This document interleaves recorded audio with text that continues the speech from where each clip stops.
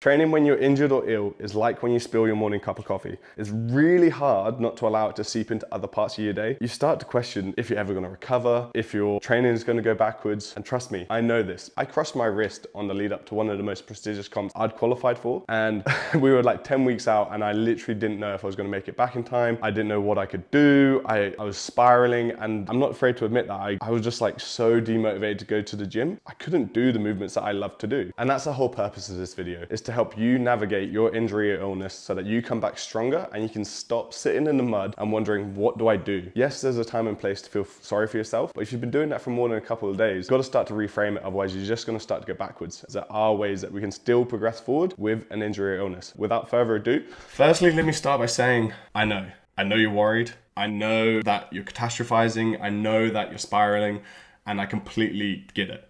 It's really normal to think that you're going to be out for years, that you're never going to get back to the fitness that you are now, that everything's just sort of like meaningless, and that whatever you do right now isn't actually going to contribute to a bigger picture. But let me tell you now from personal experience that if we get this right, injuries are often a time that we can make huge progress forwards, and that we actually look back on it and go, oh, I'm actually almost grateful for that time. Sounds mind-blowing, I know, but bear with me. That's the exact mindset shift that we're going to try and get to by the end of this training. If we look at an injury objectively, they aren't moral. They are not good or bad. They just are. Which means it's actually a good thing that we get to assign the meaning to them. So if we ask ourselves the right question, we can learn quite a lot. Are we overtraining? Are we actually prioritizing our recovery? Am I really stressed outside of the gym? And do I need to slow down? These are all big questions that we like to ask the athletes because it's really obvious from the outside looking in sometimes. I don't know if you've ever had that friend where they're going through something and you're like, hey, have you thought about this? And they're like, oh yeah, you're right. Well, that's typically the case. So if you're buying a house, that's super stressful. If you're trying to get pregnant, that's super stressful. If you've got, I don't know, we've just gone through Christmas. If seeing your family isn't that pleasant of a time, that's super stressful. Like, even if it is pleasant to see your family, have you ever heard that phrase, fish and friends are the same? They're only good for 3 days, because we can't tolerate being around people for more than 3 days. And that's the type of questions that we need to start to ask ourselves so we can objectively understand, okay, I'm probably a little bit stressed right now, and that's led to this injury or illness. I haven't been taking that active recovery day like I should be. I've actually just been going hard. When I say active recovery, I literally mean zone 2. You could be literally walking on the beach. Sorry, we're in Australia. It was obvious. But yeah, we should be prioritizing our nutrition. So putting adequate fuel back into our body. Let's not eat those chicken nuggets, even though they're really tasty. Let's try and get some more veggies, minerals, vitamins, etc. Yeah, so if we ask ourselves objective questions, we can start to understand and unpick why potentially we've been injured, and then stop that from moving forwards, right? So we can nip it in the butt straight away. So then we have the choice. So we can either get better or we can get bitter from this situation. As I say, yes, unfortunately you're either injured or sick, and that absolutely sucks. That's not me trying to say that it's not, but you get to decide what you get to control out of this. So we can either throw ourselves a pity party in the mud, or we can go, okay, this has happened. What can I do about it? And for me, that gives me complete ownership and accountability over the actions that I get to dictate. So rather than looking at the output, like, oh, I'm injured, I get to look at the input like, okay, I get to eat right, I get to sleep right, I get to work on something that I've not thought about working on, and therefore the power's back in my hand. And therefore, the injury doesn't dictate my mood, it doesn't dictate my mindset, and it won't upset the rest of my year like it could have easily done. So what can I control today? My effort, my rehab, my sleep, my perspective, the mindset. And you're not gonna get this right every day. I kid you not, like, you're gonna wake up some days and you're gonna be like, this bloody sucks. And it does. No two ways around it. Like, I woke up days when I was crushed my wrist and I was like, this sucks. Like, I'm just going to go to bodybuilding. I'm just going to go do a different sport. Like, CrossFit's not for me, blah, blah, blah, blah. Self-pity. It's just going to happen. But the quicker we can recognize it, the quicker we get outside that loop. So what actually helps is cliche, but remaining positive. So we get to look at if it's a glass half full, right? And I like to focus on the big rocks. So I like to focus on the things that are actually going to make a difference. So your sleep. Am I getting 7 to 9 hours of sleep?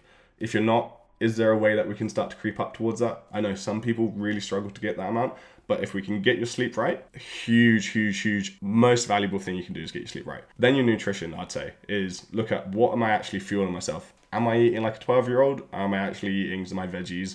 Am I looking to add in enough protein? Am I just eating chips? Am I just reaching for the convenient snacks? All okay, but you just need to make sure that we're getting a large proponent from it from our whole foods. Stress. This is huge. Audit your day. Are you just chronically stressed? For the most part, we all are.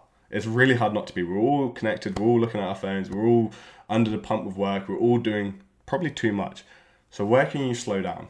Where can you make that time to do the mindfulness? And then even your daily activity, like even if you're injured, you still should get sun exposure. It's really easy to start to just go, I'll sleep in today. There's no real point getting up. But do you see how that sort of then spirals downwards? Still get out, still go see your friends. Even if you're going to the gym just to do your rehab exercises, at least you're accountable. No one's going to judge you if you're having to do your rehab exercises. Like, they're just not looking at you. Unfortunately, they've got other things to be thinking about. And then a huge one for me is, what can I still do? Instead of thinking, how do I adapt what I was doing? Think and ask yourself, what can I still do? And do that. So instead of going, I've injured my knee, I'm now just going to do box squats instead. We just don't need to exacerbate the injury by trying to do what we used to be able to do, but slightly adapted. Let's do something different, and that's completely fine because we can still get back to what we were. I hope I haven't just confused the hell out of you with that. You won't always get this right. You will feel sad. You will feel frustrated, but you will get through this. I promise. You will. So here's a couple of worked examples. So let me just press play. So you've got all three of these girls going off at the bottom here. You've got Kate, Chelsea, and Anna, all real life examples from the compete method.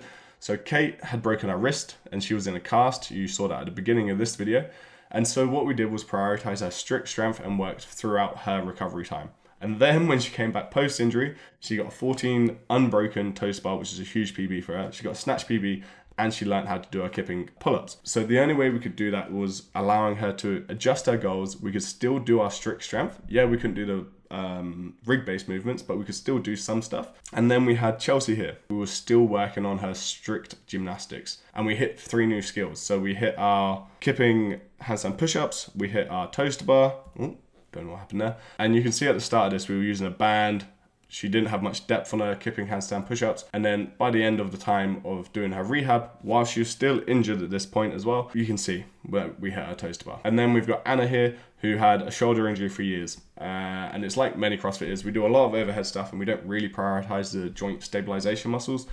And so what we did was a lot of like tempo work, a lot of still Olympic lifting specific work, just not with the overhead stuff. And we worked on the stabilizers. And then you can see that when she came back, we hit PBs with her Olympic lift. We got skills that she had never had before and had a great time with her training again. And I think I'd like to leave you with this. I think for a lot of us, we're high achievers, right? Like the reason that I think CrossFit pulls a lot of us in is because it's allowing you to express yourself across multiple different ways.